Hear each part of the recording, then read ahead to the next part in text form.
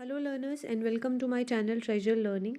This is the last part of the chapter, that is chapter number 1 on equality, civics class 7th. So, let's start our chapter. In this video, we will discuss the NCERT solution of the chapter. Now, the first question is, in a democracy, why is universal adult franchisee important? कि democracy में universal adult franchise important क्यों होती है? In a democracy, universal adult franchisee important because it is based on the idea of equality. क्योंकि वो equality की idea पर based होती है. As we all know, universal adult franchise क्या होता है कि जिसमें जितने भी एडल्ट्स होते हैं एक पर्टिकुलर कंट्री के हु आर 18 ईयर और अबव 18 ईयर्स ऑफ एज, उनको राइट होता है अपना वोट देने का टू देयर रिस्पेक्टिव रिप्रेजेंटेटिव. ठीक है. It means that all adult citizens have the right to vote irrespective of their social and economic background. वो किसी भी सोसाइटी से बिलोंग करे, कोई भी उनका इकोनॉमिक बैकग्राउंड हो, सोशल बैकग्राउंड हो, they all can give their vote. Okay, so this is universal adult franchise और इसीलिए डेमोक्रेसी में ये इंपॉर्टेंट होती है. Now the second question is, reread the box on Article 15 and state two ways in which this article addresses inequality. Article 15 अगर आपको याद हो तो मैंने आपको ये कंप्लीट एक्सप्लेन किया हुआ है हमारी प्रीवियस वीडियो में, जो कि आपको बुक में एक कंप्लीट बॉक्स इसका गिवन है जो कि हमारे कॉन्स्टिट्यूशन में मेंशन है. सो आपको क्वेश्चन में बोला गया है कि आप उस आर्टिकल 15 के बॉक्स को रीड कीजिए और बताइए किन दो तरीक़ों से जो आर्टिकल है वो इनइक्वालिटी को एड्रेस कर रहा है. So article 15 addresses inequality by following ways. So कौन से दो तरीक़ों से वो एड्रेस करता है इनइक्वालिटी को? First point is by prohibiting the act of discrimination on the basis of religion, race, caste, sex और place of birth. कि जो आर्टिकल 15 है वो किसी भी तरीके के डिस्क्रिमिनेशन को प्रोहिबिट करता है, अबॉलिश करता है कि कोई भी discrimination religion, race, caste, place of birth के बेस पर नहीं होना चाहिए. It also states that all the citizens, irrespective of their religion, caste, race, sex or place of birth, can access to public places. और इसके अलावा किसी भी सिटीज़न को कोई भी पब्लिक प्लेस यूज़ करने से उसको मना नहीं किया जाएगा. वो किसी भी पब्लिक प्लेस पर एक्सेस कर सकता है, वो उसको यूज़ कर सकता है, चाहे वो कोई रेस्टोरेंट हो, थिएटर हो, मॉल हो, शॉप्स हो, वो हर किसी जगह पर जा सकता है. Now let's move to the third question. In what ways was Om Prakash Valmiki's experience similar to that of the Ansaris.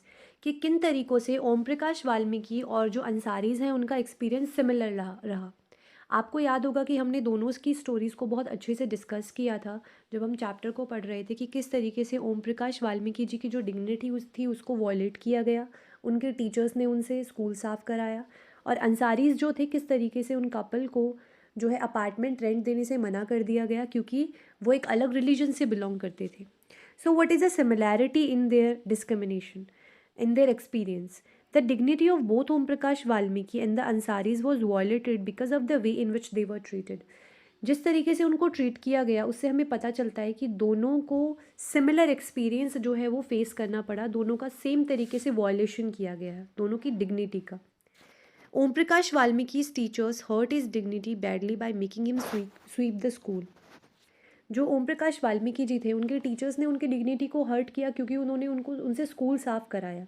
जिस समय पे उनको पढ़ाई करनी चाहिए थी उनसे स्कूल साफ़ कराया गया एक छोटे से बच्चे से. और अंसारीज जो थे, the Ansaris dignity was also hurt when persons refuse to lease their apartments to them. Ansaris की डिग्निटी को इस तरीके से हर्ट किया गया कि जो उनके जो अलग अलग अपार्टमेंट्स के जो ऑनर थे उन्होंने अपने अपार्टमेंट्स इनको देने से मना कर दिया बिकॉज ऑफ देयर रिलीजन. सो इस तरीके से आप देख सकते हैं कि दोनों की ही डिग्निटी को वॉयलेट किया गया और इस तरीके से दोनों को सिमिलर एक्सपीरियंस जो है वो फेस करना पड़ा डिस्क्रिमिनेशन में. Now the last question is, what do you understand by the term all persons are equal before the law? Why do you think it is important in a democracy?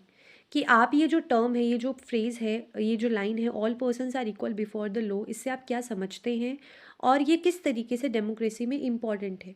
आपको याद हो तो हमने constitution के कुछ provisions जो है वो पढ़े थे हमारी वीडियोज़ में, जिसमें मैंने आपको बताया था कि इक्वलिटी को लेकर कुछ प्रोविजंस जो है हमारे कॉन्स्टिट्यूशन में मेंशन है. उसी में से एक प्रोविज़न यहाँ पे दिया गया है जिसका मीनिंग हमसे पूछा है, that all persons are equal before the law. So this means that every person from the president of the country to Kanta, a domestic worker, has to obey the same law.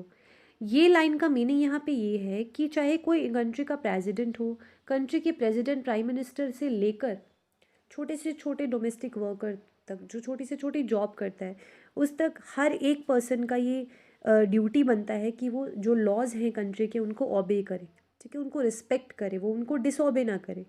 No person can be discriminated against on the basis of the religion, race, caste, place of birth.